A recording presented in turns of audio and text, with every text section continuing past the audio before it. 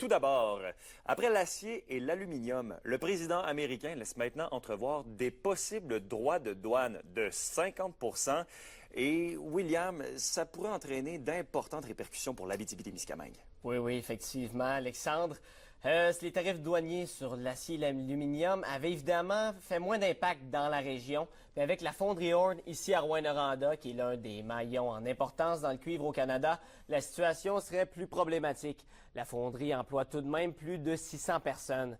J'ai joint Glencore aujourd'hui et on m'a indiqué que la chaîne d'approvisionnement du cuivre aux États-Unis et au Canada est hautement intégrée. La multinationale ajoute qu'il s'agit d'un enjeu important pour l'entreprise et qu'ils suivent de près l'évolution de la situation.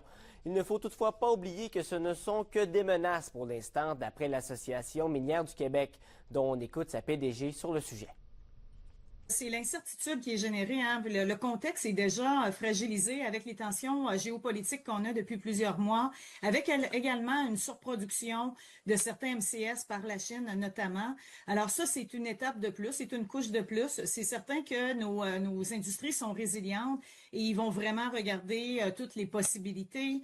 Je pense qu'avant de parler de perte d'emploi, c'est surtout là, de voir qu'est-ce qui peut être fait. Et William, tu l'as dit, les États-Unis sont tout de même l'un des grands partenaires commerciaux du Canada pour le cuivre. Et j'irais même jusqu'à dire le plus grand partenaire.